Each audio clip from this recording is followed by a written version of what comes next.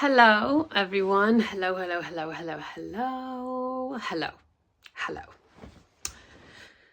I've just shot a self-tape for a short film where I was a screaming wife who had just found out her husband had cheated on her. And so my room is filled with things I threw at my imaginary husband.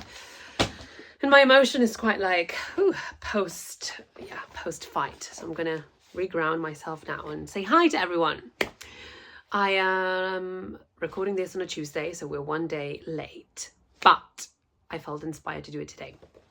Week 6, I've managed to get to week 6. I finished week 6, recovering a sense of abundance. Is it pointless that I just show bits of the book? I might just read it myself. Anyway, abundance, money, the river of money, the river flow. There's a couple of quotes I would like to start sharing with you, which is money is God in action by Raymond Charles Barker. I underlined that one. And then money will come when you are doing the right thing by Mike Phillips. And these were very powerful, piercing quotes for me right now in my life. I've always... Okay, let's get vulnerable. Let's get real. I've always loved beautiful things. It's sort of somewhat written in the stars for me that I was brought up with little, and then just like Cinderella, one day I would find my wealth, my success, my abundance, and really just delight myself with clothes and experiences and traveling and really lush, comfortable, a really lush lifestyle. And that's exactly what I want. That's my goal. I want to use my art and monetize it and make it into a successful business, I guess. And it's proven to be a very long process. I thought, looking back, that I was going to get rich sooner in my life. And, I have this very natural, organic, vulnerable way of talking about money because I think that we all can find value in it. And there's a lot of people that are ashamed of saying that they want more money or they want a wealthy lifestyle. And I have no shame around that. Actually, one of the reasons why I make art is that I can create a much bigger life for myself. And when I say bigger, I mean where the stakes are higher and there are more opportunities and more memories to be created, because money allows you to create memories, right? It's the world we live in. And so, yes, it's caused me pain in my life, not having enough according to my standards, but at the same time, I really see its value and its power. And I'm really happy. I'm proud of myself of being so clear and clean when it comes to discussing the beauty of money. I think money is a tool, right? Like anything else, you can use it to destroy, you can use it to create. And I want to create with money. And so this week was about recovering a sense of abundance, which has been a big theme in my last year, maybe all my life, but recently I've been really I've been more precise and intentional about the amount of money that I want in my life to be happy and to feel free. One of my biggest values in life is freedom, whatever that means to me. So yes, so there's a captivating chapter on luxury, and basically she recommends us recovering artists.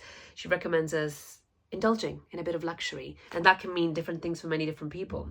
And so she was like, write down what are your luxurious desires.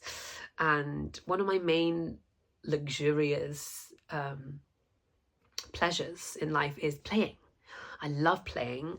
I love playing with my close friends. I love playing board games. I love playing hide and seek. I love dancing. I love making music, because when I write songs and I perform songs, I am playing a character in a way. I'm playing a song.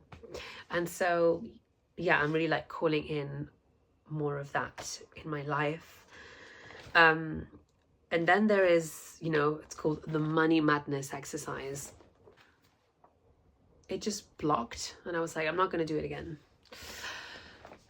So I've done a lot of work on money, on cleaning my beliefs around money, on, you know, just basically welcoming more money in a healthy and clean way. And so I had done loads of these exercises before, but I decided to still do it. And it's basically, she says to complete the following phrases. So she writes, people with money are, and then you complete it. And I guess there was a time where I would have thought things that everyone else thought about money, especially in Italy, in a Catholic upbringing. 15 years ago, there was like, people with money are avid or nasty or greedy. And it was just so beautiful to actually see what my subconscious is feeling about money now. And it's, people with money are happy and lucky and grateful. Money makes people free, and money makes people sunny, I wrote down. Then there's stuff about my past, like my dad thought money was very scarce, very little. Yeah, in my family, money caused pain and violence, which is something that I had to deal with growing up. And recently, you know, one of the biggest challenges in cleansing my money beliefs was about the violence around money, because without getting too much into it now, I still want to address it because it's part of who I am. And yeah, so my father, very poor family, and his family, so him as a child, in his family, there was loads of violence and pain because everyone was so poor and so sad and fed up and just really blocked in their situations. And so he sort of inherited that and really tried to make a better life for himself. He was, I don't know, a flight attendant. But he had these scarce money beliefs embedded in him, and he didn't work on them. And so he brought them in our life. And my mum was sort of the opposite. My mum sort of used the money that she had and found somehow to heal the pain that violence was causing me and my sister. So she would always give us everything she had, always like giving us money to make us feel better. And so I had this very like unhealthy, these two polar opposites, where it was like, oh, there's no money, but also my mother just gives me money all the time.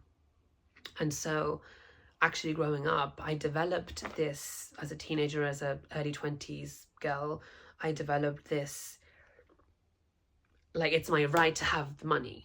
And so my mother just kept giving it and giving it and giving it. And I used that to pay for my drama school and pay for my London life and pay for my Spanish life.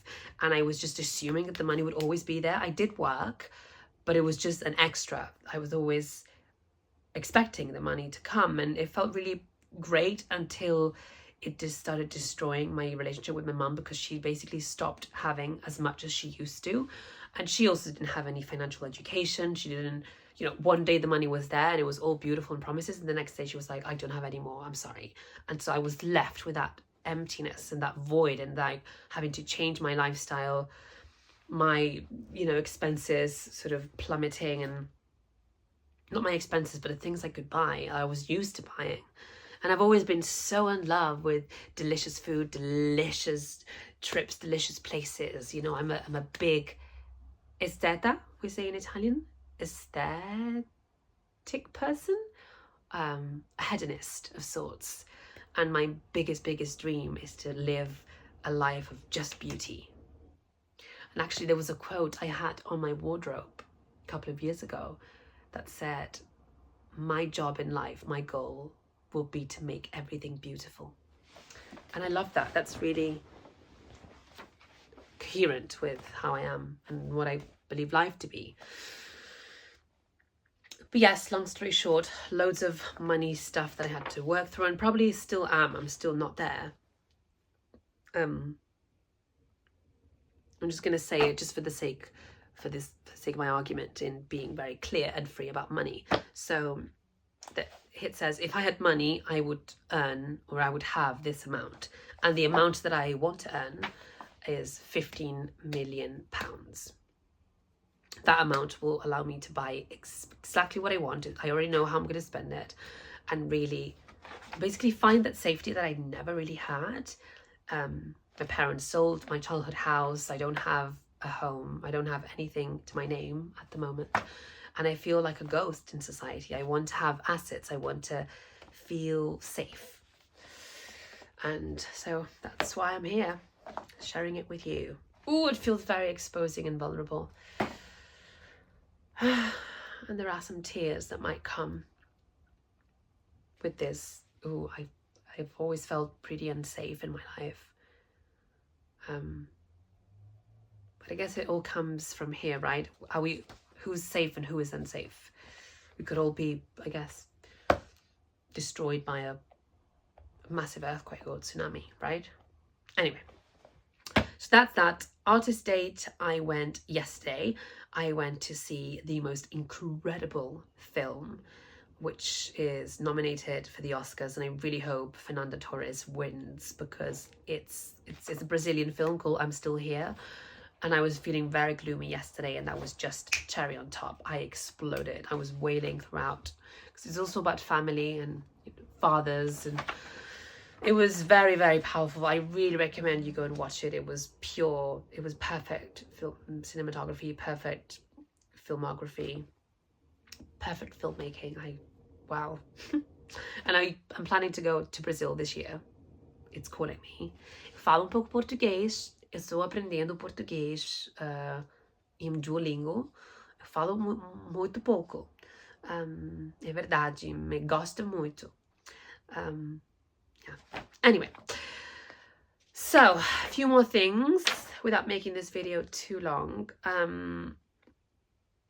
There was something about natural abundance. She said, find abundance in nature, find it all around you. And she says, go to the park and get 5 rocks and 5 leaves and just put them in your diary, in your Artist Way diary. Why does she say it? Because they can be constant small reminders of our creative consciousness. And I love that, and I haven't done that.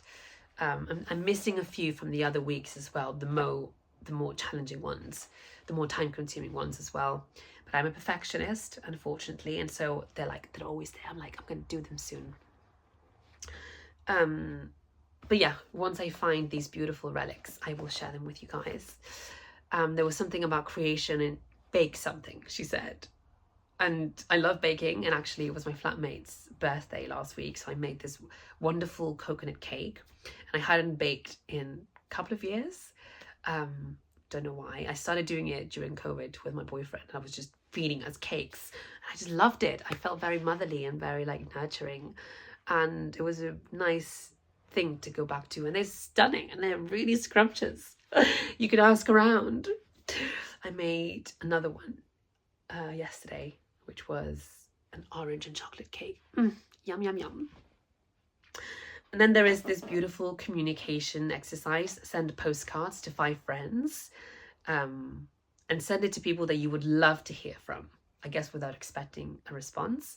And I've started doing this actually this year, last year, just sending postcards. My mum is a big fan of postcards, and she's always sent me loads of them, like reminders of strength and happy St. Valentine's, and I get 5 different postcards just from her at my birthday, which is so sweet.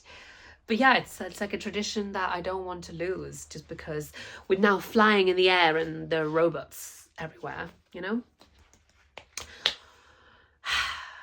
Okay. I always feel like I talk too fast because I'm trying to cram everything in, but I do want to say as much as I can, so you get as much as possible from my journey. But I want to share 2 last things. The first thing is what happened this week creatively for me, which I'm going to respond after. And then I'm going to talk about my favorites. List your favorites in the following categories: your favorite cars, your favorite dogs, your favorite flowers, your favorite entrees. And I love responding to these questions. I love knowing what I love. I love knowing what I love. Yeah. Favorite cars, I've written down Porsche and Rolls-Royce. and a little bit of trivia around Porsches. I basically built my own Porsche on their website 6 months ago, and you could like send it to the car shop, and then you can go there, and then they make it for you, and then you pay for it. It was like 100 grand, which I don't have yet, but I just made it, so it's already there. It's like, I think it's pink and green, and it's just fantastic. Then favorite flowers. What did I write? Roses. I love roses. And then trees. I love oak trees and pine trees. Oak trees because they're so like heavy and like, I think like fatherly and masculine, which is an energy that I love in my life. And then pine trees because they remind me of my Mediterranean side, my beautiful summers when it's like warm outside, and oh, I can feel it, the fresh smell of pine trees. Stunning.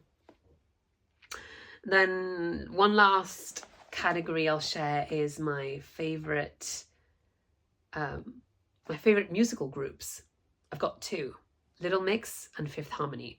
Both of them are not working anymore as a group, but I just love their pop music. Little Mix a bit more, yeah.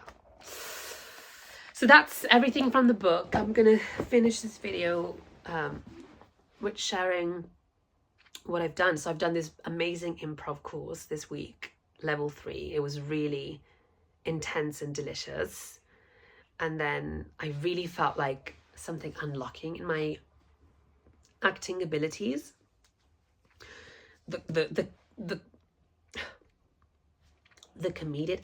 comedic actor in me was unlocked and was allowed out for the world to see. And I just fell madly in love with improv. It's the hardest thing for an actor, I think, because you're basically having to act naturally, and you have to have comic timing and be really inventive without a script. It's like mad. And I really committed, you know, like I've invested money in the course.